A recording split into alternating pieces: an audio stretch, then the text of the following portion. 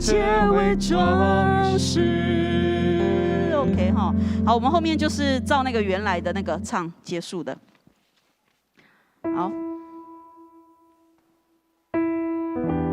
还有什么样的？还是你要来一次吗？好，走一次好了哈。因为我想说剩5分钟，现在已经在直播了吗？那他们会听到我们唱歌吗？这么尴尬。嗨，大家好。好，我们来唱那个最后殿乐。殿乐我们要请弟兄姐妹一起同心来颂唱，用这首诗歌为这片土地诚心祷告。为这片土地，我诚心祷告，愿主的真理发光全地普照，为这个城市，我谦卑祈求，愿主赐生命，让众子民得救，愿全能天父上帝，你国度降临，让病痛和悲伤远离骨肉相亲，愿全能天父上帝，你旨意成全，让希望和喜乐永存我们。愿全能天父上帝，愿全能天父上帝，你国度降临，让病痛和悲伤远离骨肉相亲，愿全能天父上帝，你旨意成全，让希望和喜乐永存我们心田，让希望和喜乐永存我们心田。ending 要讲说现在那个了吗？今日聚会到这里结束。哦，好。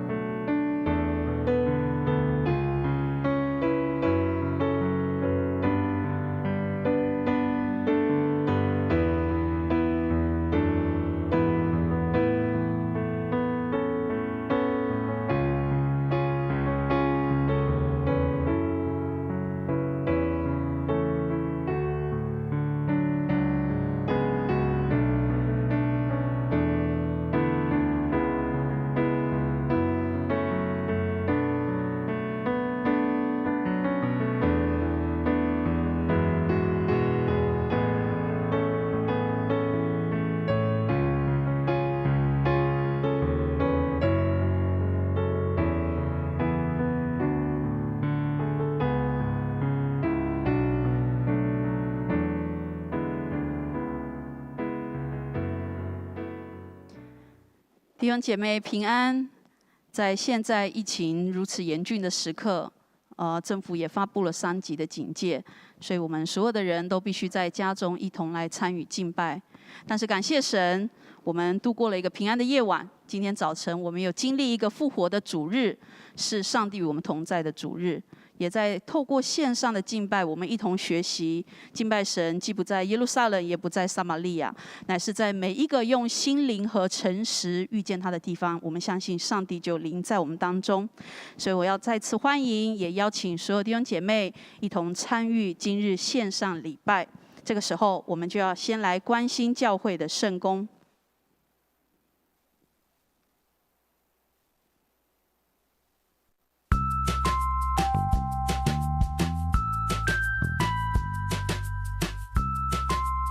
各位弟兄姐妹平安，让我们一起来关心教会事工。台语体验活动因疫情升温暂缓举行，将视疫情状况择期举办。中央流行疫情指挥中心5月11号宣布，提升疫情警戒至第2级，本会配合室内集会100人以下的限制，各项聚会做以下调整。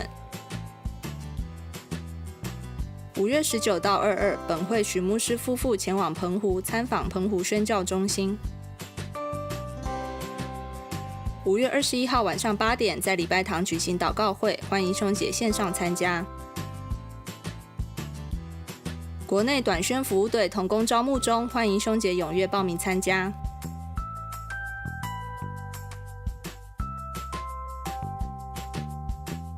爱家团契因应疫情渐趋严重，5月16到6月6号的聚会暂停。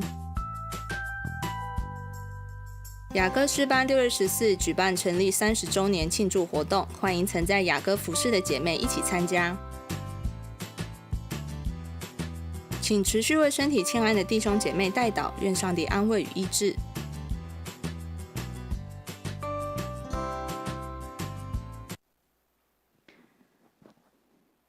因为我们教会的信息是预录的，所以如果有弟兄姐妹你看到当中写还可以来教会，那是因为预录的关系。但实际上我们昨天晚上已经知道，所有在从即日起一直到6月8号为止，我们教会目前都是关闭的状态，所以我们所有的礼拜还有小组聚会全部都是改线上进行。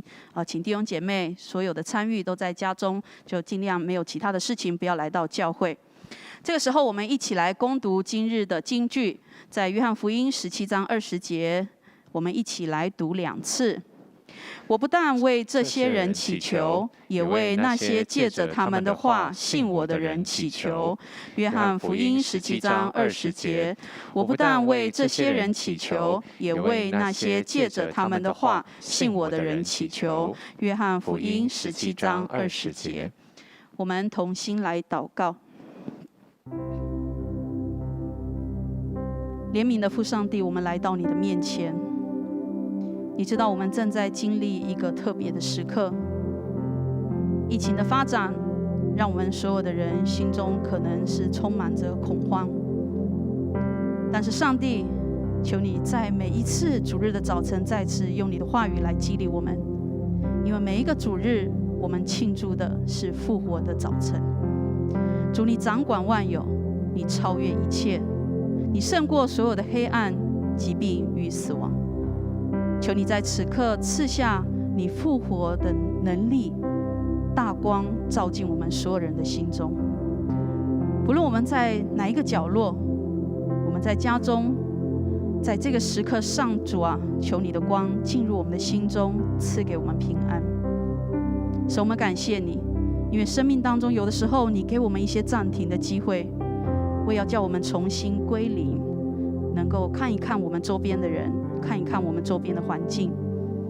因此求神在这样特别的时刻里，我们所有的人都必须禁止我们的移动，安静下来的时刻，你也帮助我们重新检视我们自己，我们与你的关系，我们与家人的关系，我们与这个环境的关系。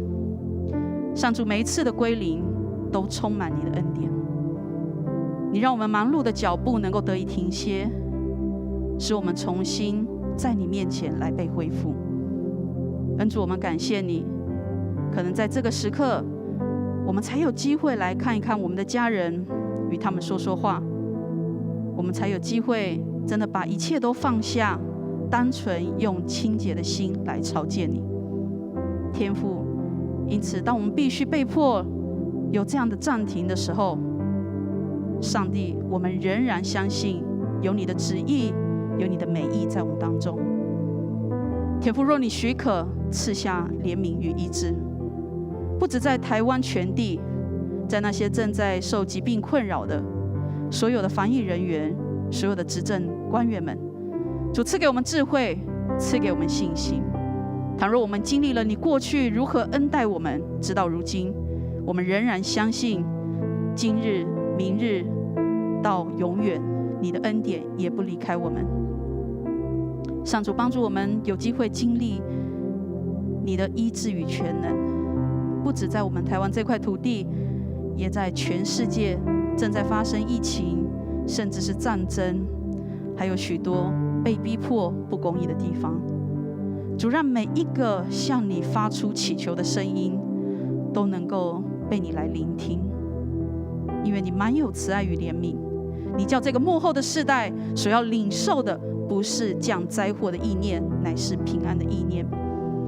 愿你的平安在我们心中，以至于我们此刻就能够进入你的同在里，我们能够经历你的奇妙圣灵的工作，叫我们成为一个清新的人。在此刻，我们就重新被你来恢复，重新得着力量面对世界。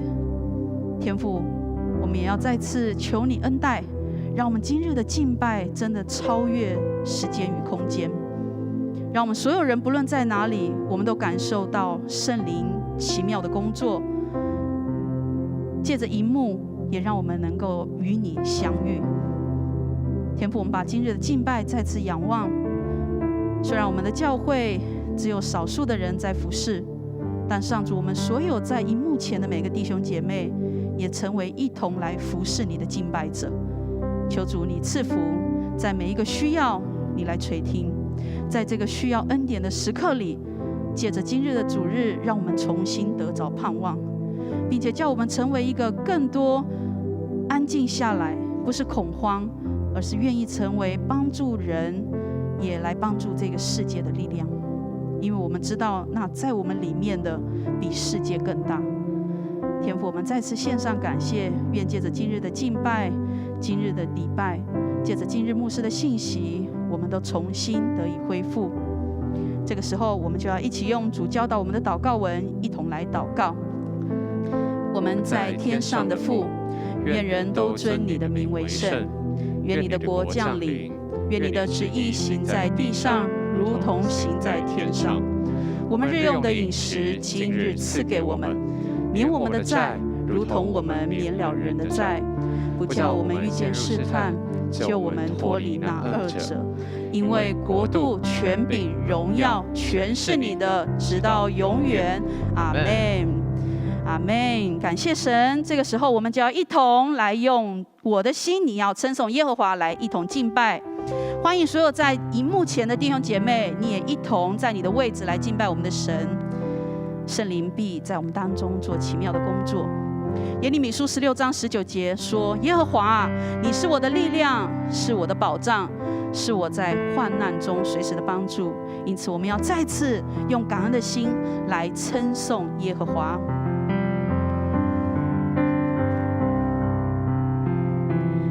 我的心，你要称颂耶和华，不可忘记他的恩惠。他以仁爱慈悲为你冠冕，为受屈的人伸冤。我的心，你要称颂耶和华，不可忘记他的恩惠。他赦免你一切过犯罪孽，医治你疾离地又何等的高，他的慈爱也何等的深，东离西有多么的远，他是我的过犯，也离我多远。耶和华有怜悯的爱，且有丰盛无尽的恩典，从亘古直到永远。耶和华，他是我的神。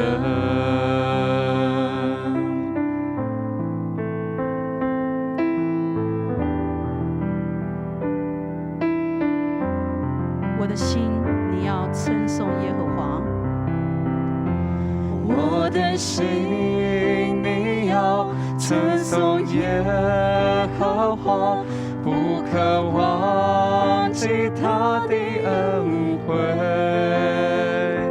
他赦免你一切过犯罪孽，医治你疾病复原。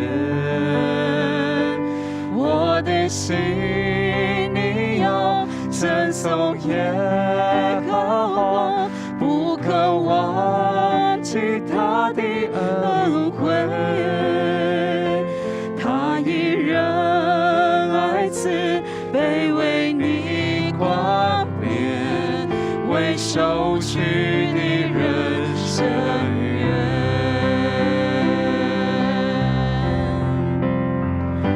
天离地有何等的高，他的慈爱也何等的深，东离西有多么的远，他是我的过犯，也离我多远。耶和华有怜悯的爱，且有丰盛无尽的恩典，从亘古直到永远。耶和华，他是我的神。天离地有何等的高，他的慈爱也何等的深，东离西有多么的远，他是我的过犯，也离我多远。耶和华有怜悯的爱，且有丰盛无尽的恩典，从亘古直到永远。耶和华，他是我的神。天离地有何等的高，他的慈爱也何等的深，东离西有多么的远，他是我的过犯，也离我多远。耶和华有怜悯的爱，且有丰盛无尽的恩典，从亘古直到永远。耶和华，他是我的神。释迦的爱何等奇妙，超乎我所求所想，洗净我罪，脱离污秽，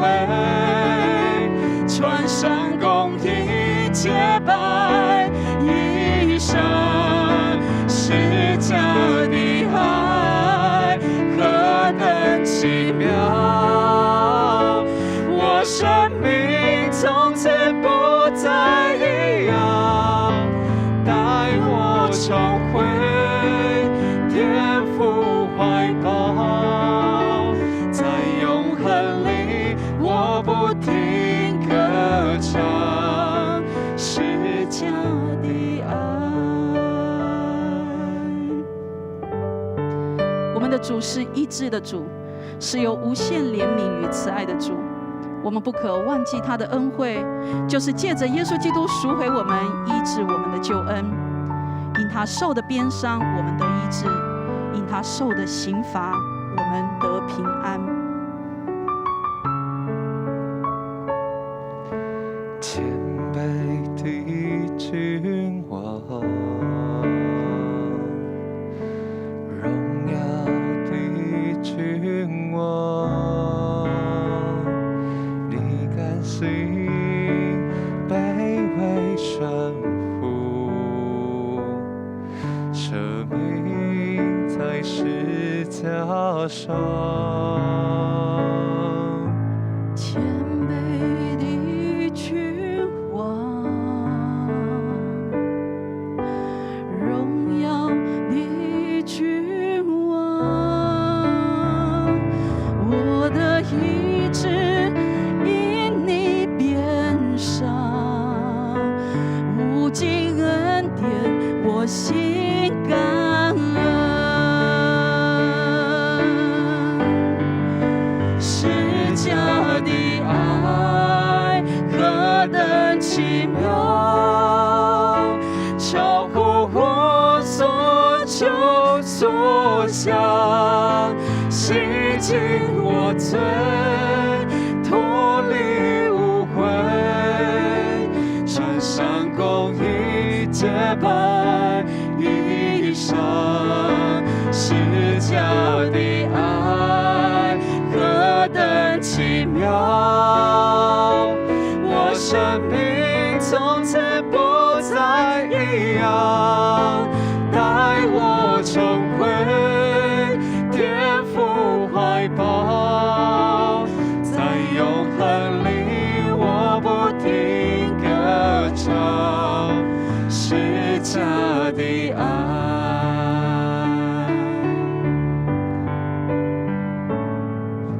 谦卑的君王，荣耀的君王，我的医治因你鞭伤，无尽恩典我心感。我的医治因你鞭伤，我的医治因你鞭伤，无尽恩典我心感恩。是家的爱何等奇妙，超乎我所求所想，洗净我罪，脱离污秽，穿上公义洁白衣裳，是家的爱何等奇妙，我生命从此不再一样，带我重回天父怀抱，在永恒里我不停歌。是家的爱，是家的爱何等奇妙，超乎我所求所想，洗净我罪，脱离污秽，穿上公义洁白衣裳，是家的爱何等奇妙，我生命从此不再一样，带我重回天父怀抱，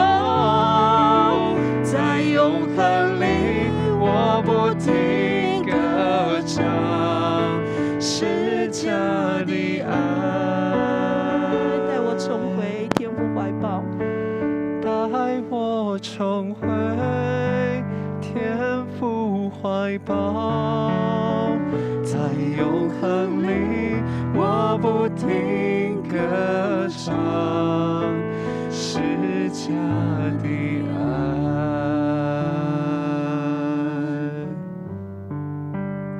全能的父上帝，我们感谢赞美你，这是生命极其奥秘，也生命极其丰富的时刻，就是你让我们能够一次再一次重回到你的怀抱，一次再一次的回到你的家。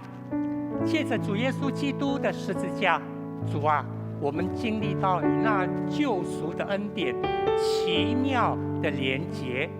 在这个时刻，我们再次献上感谢赞美。我们特别要恳求圣灵在我们的中间，无论是在我们的会场，或是在线上的每一位弟兄姐妹的家。主啊，你那奇妙的连结，让我们同心敬拜，同感一灵，同心领受主耶稣基督你十字架的爱。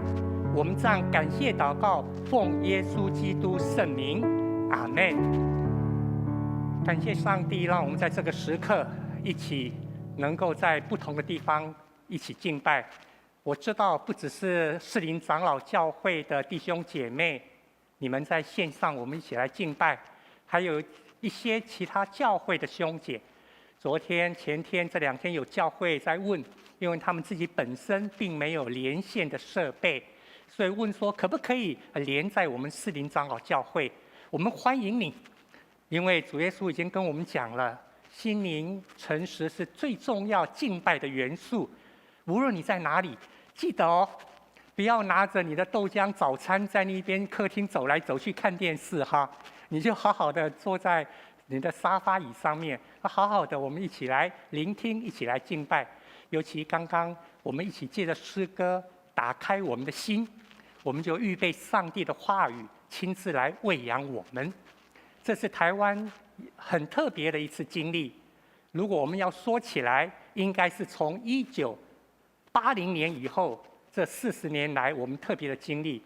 在70年、80年之前，我们可能还会有那种氛围，国际的氛围，或是说一个政治的氛围，大家有所谓的，不知道你有没有经历过，小心匪谍就在你旁边哈，有那种经历。那时候已经40、50年前，好久了。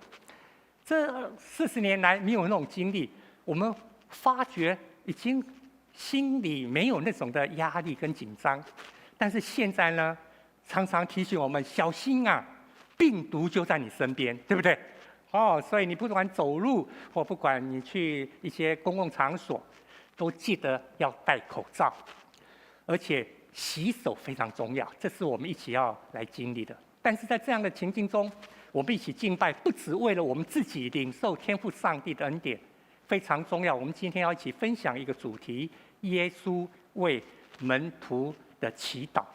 我们一起要来看这段的经文，你在家里面你也能够翻开你的圣经，在约翰福音第17章，你翻开你的圣经，或我们一起来看。你在家里就一起来念这段的经文。约翰福音17章第9节：我为他们祈求，不为世人祈求，却为你所赐给我的人祈求，因他们本是你的。凡是我的都是你的，你的也是我的，并且我因他们得了荣耀。我到你那里去，我不再留在世上，他们却在世上。圣父啊，求你因你的名，就是你所赐给我的名，保守他们，使他们像我们一样合而为一。我们要看14节，来，我已把你的道赐给他们，世界恨他们，因为他们不属世界，正如我不属世界一样。我不求你把他们从世上接走，只求你保全他们，使他们脱离那恶者。他们不属世界，正如我不属世界一样。求你用真理使他们成圣，你的道就是真理。你怎样差我到世上，我也照样差他们到世上。我为他们的缘故，使自己分别为圣，为要使他们也因真理成圣。我不但为这些人祈求，也为那些借着他们的话信我的人祈求，使他们都合而为一。前面是耶稣跟天父上帝祷告，为那12个门徒祷告。但是20节，你特别注意20节，耶稣为谁祷告？耶稣不只为门徒祷告，耶稣为你、为我、为我们祷告。因为20节说，我不但为这些人，就这12个门徒，也为那些借着12个门徒的话，还有历代圣徒的话来相信我的人祈求。你会发现，原来主耶稣早就为今天的情况为我们祷告。无论你生命在怎么样的情境，记得为我祷告，为你祷告。最重要是耶稣为我们祷告，他不是单一一个一个为我们祷告而已，而且他为我们群体能够合而为一来祷告。就像父子连结，我们也会在父的里面。这段经文是很特别的。100多年前，美国这位老师，他是心理学家，是哲学家，在美国甚至在历史上被称为是实用主义非常重要。他是实用主义哦，也就是所有的理论要实际有用啊，不然的话讲再多都没有用。所以你就可以想象，他可能是很理性的，他也是心理学的老师，心理学的专家。因此呢，如果你对他 William James 没什么印象，你单单看这个话，你就会想起来，这100多年前说的，现在的书都在引用啊。改变你的想法，就改变你的生活，对不对？所以这几十年来，我们不是常说吗？正面思考，正面的能量，这引用100多年前他的话语。你还记得这句话？这种连结，行动就养成习惯，习惯会塑造你的性格，你的性格就决定了你的命运。所以你今天会唉声怨气吗？回想一下，你有什么行动？你今天会凡事感恩吗？什么事情都感谢赞美主？你一定有什么行动，养成了什么习惯？你是不是会很习惯回到家衣服就这么丢？这个会决定你的命运哦。你是不是习惯一出门，门一开就不管它，反正后面有人关？这会决定你的命运。你是不是每一天都有一个行动，按与经句有约，一天一章的经文，你照这样一个行动去做它，不管它让你当下的领受如何，但是你照着行动去做，这件事情会改变你的命运。这是100多年前 William James 这位老师说的。你听他这样的说法，你就会知道他是非常实用主义的一个人。你如果打开他的名言，他有很多的名言，100多年前说的，都是在20世纪后期、21世纪前期，大家在引用的。但是这句话，一个实用主义者他说了这句话，祷告这件事情，如果要用实用主义者来说，一点都不实用，对不对？他说有人不屑祷告，有的人看不起祷告，那是软弱的人才祷告，没有能力的祷告。你自己应该要靠自己呀！我们常常听到这件事情，你要靠自己，怎么可以靠别人呢？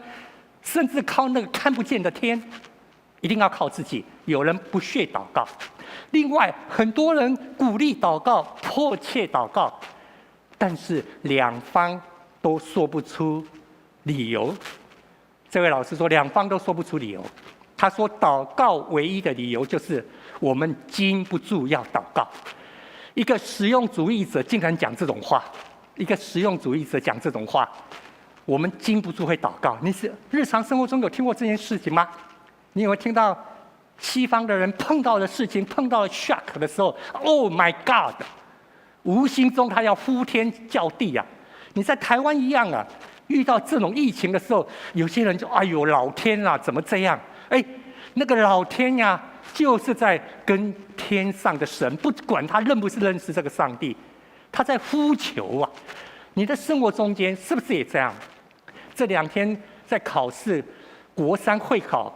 虽然绝多数不是基督徒，但是这些年轻的朋友，他们也曾经看过，曾经听过，所以当他在考试的时候，他也会在心里面有个很自然的期盼祷告，让我真的平常准备的能够想起来。所以William James 说，为什么祷告？那个理由就是你不得不祷告，你禁不住会祷告。这是人生命的本能 ，William James 告诉我们。所以在这样的一个时刻，我们特别要为防疫的工作祷告。主耶稣为我们祷告，我们等一下会看。但是天父上帝更重要的，在这种情境下，告诉你我们每一个基督徒，以西结书22章30节，我们一起来念来。我在他们中间寻找一人，重修成还，在我面前为这国站在破口防堵。蒙召受拣选，每一位基督徒，你我们在这个世代，你不要担心基督徒比例怎么样，但是在这样的一个城墙中间有一个破口，让我们看到的不是恶毒的攻击，反而是看到上帝在那边借着基督徒，借着你我们的祷告，要长出新的生命。我们台湾进入了所谓的第3级防疫，从15号，因此我们连在礼拜堂在室内聚会要控制人数。从人世间的角度看，这是很大的挑战，很多的活动停止。晚上到夜市走，真的是没什么人，商家很早就关门，尤其在台北的某些区啊，两北的某些区，更是这样的情况。人世间看起来好像是比较需要在慌张中如何来安静，可是基督徒不是在慌张中安静，是带着盼望。我们蒙拣选，上帝寻找一个人、一群人、一群忠心的人。借着祷告，不是防堵破口而已，而且从那个破口要长出新生命。因此，我们求主特别保守整个的防疫体系，无论是从中央政府，一直到各基层、医疗、行政、公卫、警政、外交，甚至包括这个外交、国防都一样。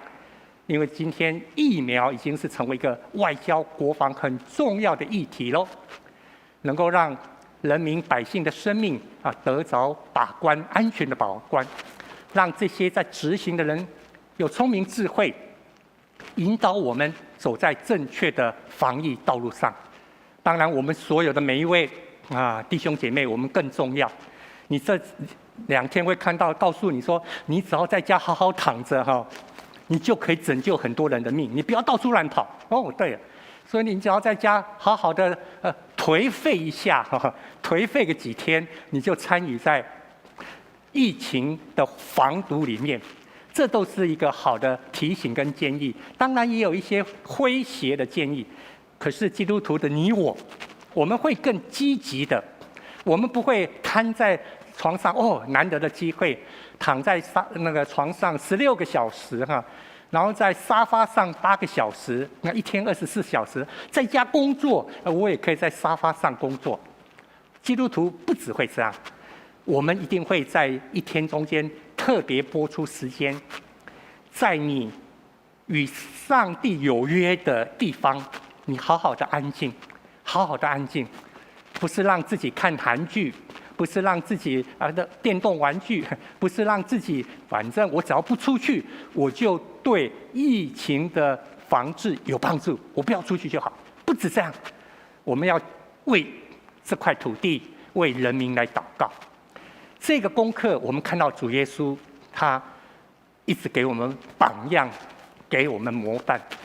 什么是祷告呢？你在安静的时候，让自己去经历，吸进来天父上帝丰盛，让你得喜乐；吐出去你情绪的忧郁，来享受安宁。所以祷告，你看主耶稣的祷告，祷告不只是祈求，一直求，一直求，一直讲话，讲话完了以后就结束了，不是。这种祈求不是交往，交往是有去有来，把我们的心情、把我们的情境交托，然后我们安静聆听，吸入天父上帝丰盛，让我们得喜乐。这是天上地下彼此交往非常重要的时刻。所以每一位弟兄姐妹，你要趁这个机会，当你有比较多的时间，在家里或在室内的时候，你一定要拨个时间，好好享受经历。因为诗篇37篇第4节这么说：来，又当以耶和华为乐，他就将你心里所求的赐给你。路加1章也这么说：来，我灵以上帝我的救主为乐。你跟上帝有这样的交通，你会得着喜乐，得着真正跟主同在的经验。外在的疫情非常严重，但是耶稣的祷告显明他是真实的人。我们在说耶稣为什么需要祷告？他是上帝啊，他为什么需要祷告？腓立比书告诉我们这件事，他这么说：来，他本有上帝的形象，却不坚持自己与上帝同等，反倒虚己，取了奴仆的形象，成为人的样式。既有人的样子，就谦卑自己，存心顺服，以至于死，且死在十字架上。这在说的耶稣，原本是上帝，是神，从宝座上愿意到我们中间来。你想一想，我们2句话就讲过去了，但却是耶稣一生的写照。有那么简单，有那么轻松，有那么容易吗？虚己，奴仆形象，谦卑顺服，死在十架。如果用你生活的情境，你一定可以找到你的情境，有好多事情一个一个都可以套进去，对不对？班上同学表现都那么好，我只有我一个点点都不能讲话。每一次大家有事情就躲一走，那其他人都坐在那边翘2郎腿。好像很多的事情，很多时候你会经历过这种人生过程。如果不是借着祷告，这个过程你怎么能够撑过来呢？如果不是借着祷告进入上帝的慈爱怜悯中，看到上帝的心意，看到上帝救赎复活恩典的成就，这个过程，耶稣我想他也走不过。他常常借着祷告，一次再一次，在虚己奴仆的形象，为学生洗脚，为人医治，为颠沛流离的群众来心生怜悯。这个过程，他借着祷告。所以，耶稣祷告是给我们一个生命功课非常好的模范。今天的经文，约翰福音17章告诉我们，耶稣为门徒祷告。我们盼望你今天在家里面省下了很多时间，也不出去餐厅吃饭，你等一下再把约翰福音17章耶稣的祷告再看一次。祷告中，他特别知道门徒不能够闪避现实，闪躲这个世界，就好像我们今天一样，我们必须在人生的风浪中，在这个疫情中间展现基督信仰的价值跟意义。记得，不只是跟着疫情防疫中心的提醒我们这么做，我们更积极要展现出基督信仰的价值跟意义。同时呢，我们看到耶稣为门徒的祷告，强调为他们合而为一来祷告。在这个信仰团体里面，人家看你们是2个人，是5个人在一起，彼此愿意忍耐、相爱，彼此扶持带祷，就是这样的关系吸引人，而不是因为每个人有多厉害，不是，乃是这种彼此互动的关系吸引人，这叫合而为一。所以第3个，耶稣的祷告，求天父上帝保守门徒脱离那恶者，不致灭亡。就像耶稣教我们的祷告文，让我们不陷入试探，让我们不受那恶者的控制。这是主耶稣祷告，为你我、为门徒很重要，因为他知道门徒要散到各地，到地极去传福音。耶稣为门徒祷告，还有求你用真理使他们成圣。被拣选为12个使徒没那么容易，但是同时间他也要接受思想、意志、个性上的操练装备，才能够胜任。不只是知识的累积，还要包括他的态度、个性上的操练。你我看到了使徒这样被操练，这是耶稣为门徒祷告。上帝的灵在人心里动工，使这些使徒回应耶稣的呼召，成为门徒。好，这些人成为门徒，所以门徒呢是上帝赐给耶稣的。在刚刚的祷告中，你有没有发现耶稣说啊，这些人，这12个人是你赐给我的。因此呢，门徒的生命见证就会将荣耀归给耶稣。如果你是一个老师，你教出来的学生考了第1名，这就是老师的荣耀。如果你是一个教练，训练出来的选手在东京奥运拿到了金牌，这就是你的荣耀。当门徒有合一的见证，有彼此的相爱的见证，这就是耶稣的荣耀。耶稣为门徒祷告，所以最后我们今天多了20节，这第20节，耶稣为你我祷告。我刚刚已经提过了，耶稣为我们祷告。在今天这个时代，你看看耶稣，他不仅为他面前12个门徒祷告，耶稣更指向遥远的未来，为远方，为将来的世代，为21世纪的今天，接收基督信仰的人来祷告。我们接受耶稣基督为我的救主，原来耶稣早就为我们祷告。主耶稣跟随他的人有极大的信心，但是他知道马上有人不承认他。纵使如此，主耶稣的话，他知道会让门徒得着建立。有一天传到地极的就是这群门徒。耶稣对上帝、对人的信心始终不改变。亲爱的弟兄姐妹，盼望在今天疫情的情况下，你要坚持这种对上帝的信心，也要对人有信心。不是人有办法，不是，是因为你在这个人，在这个同伴，在这些弟兄姐妹同工的身上看到上帝真实的同在，因此你会对这群同工有信心，你会对上帝有信心。在这个时刻，我们也经历到这样的重担，经历到这样好像荆棘的一些灾难。最重要的，基督徒愿意学习耶稣基督一样，我们进入需要的人中间，在这种需要的情境中，我们一起来分担众人的苦难跟艰难。所以基督徒的祷告非常重要，借着祷告，我们会成为这世代上帝美好心意参与介入的管道。面对新冠病毒引起的这种挑战，我们求主告诉我们，有一些人身体有苦难，对不对？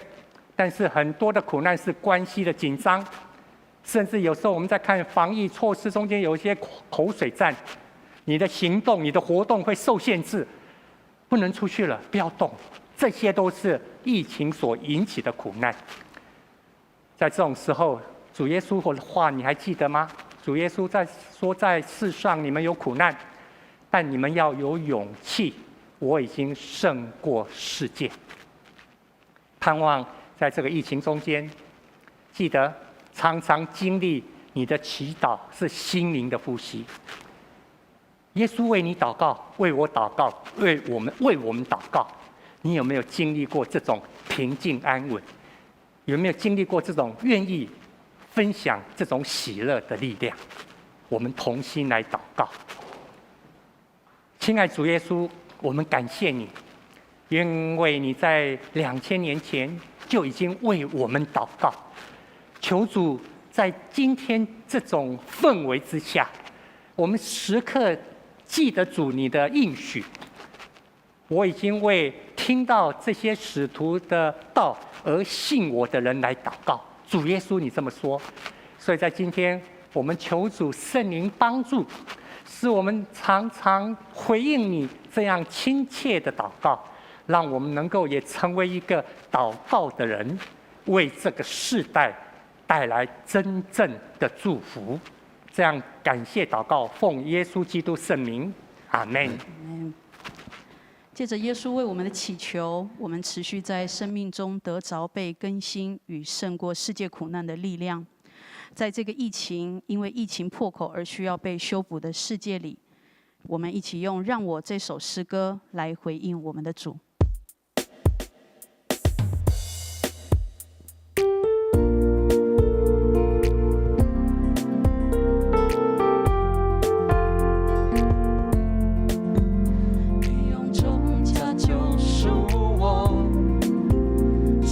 脱离罪恶，叫我这不配的人平行得救。你赐圣灵帮助我，使我胜过老旧我，祈求恩主领我迈向属灵高峰。让我赞美费尽每次，让我敬拜费尽方式，让我服侍费口双手，而祷告费尽用口。让我爱人不要虚假，让我待人有心而放。让我学习顺服，以圣洁为装饰。我们再次从头来用这首诗歌，你用重价赎我。你用重价救赎我，使我脱离罪恶，叫我这不配的人平行得救。你赐圣灵帮助我，使我胜过老旧我，祈求恩主领我迈向属灵高峰。让我赞美费尽每次，让我敬拜费尽方式，让我服侍费口双手，而祷告费尽用口。让我爱人不要虚假，让我待人有心而放。让我学习顺服，以圣洁为装饰。让我赞美费尽每次，让我赞美费尽每次，让我敬拜费尽方式，让我服侍费口双手，而祷告费尽用口。让我爱人不要虚假，让我待人有心而放。让我学习顺服，以圣洁为装饰。让我学习顺服，以圣洁为装饰。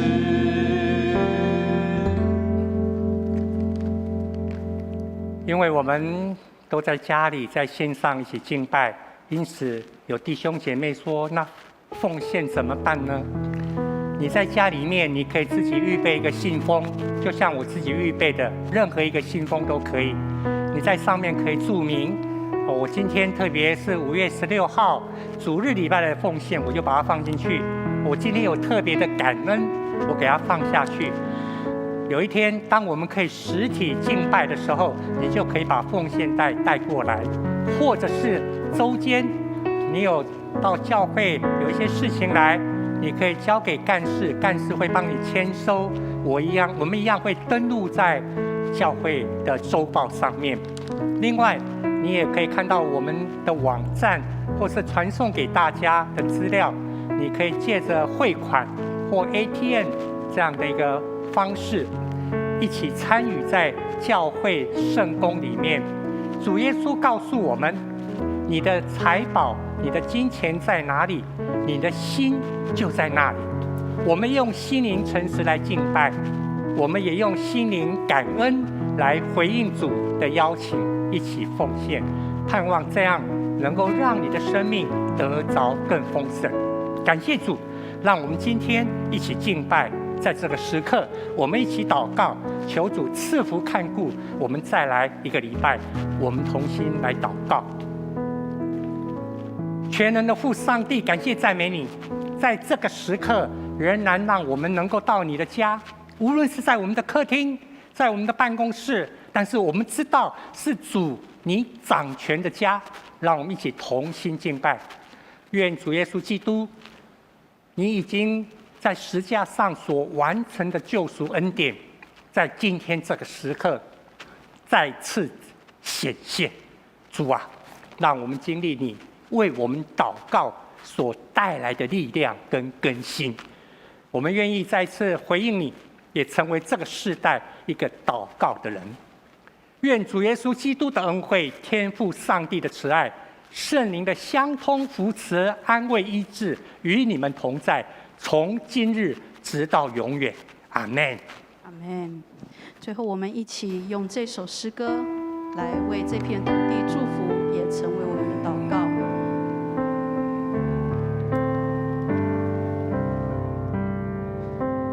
为这片土地，我诚心祷告，愿主的真理发光全地普照，为这个城市，我谦卑祈求。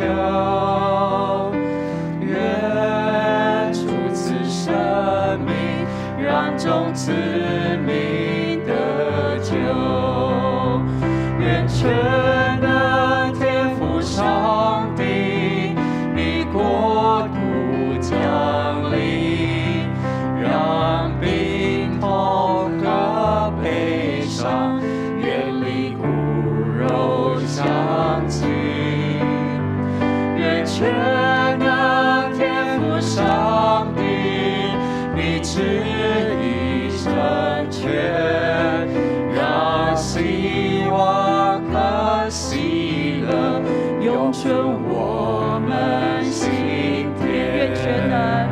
愿全能天父上帝，你国度降临，让病痛和悲伤远离骨肉相近。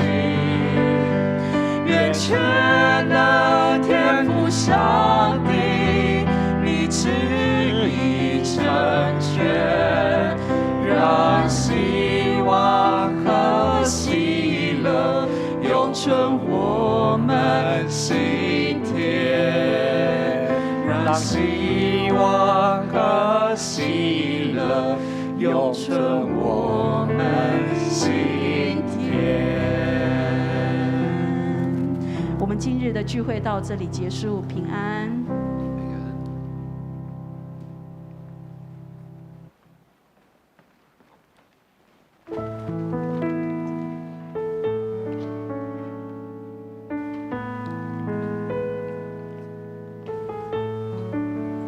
这个今天还算流畅哦。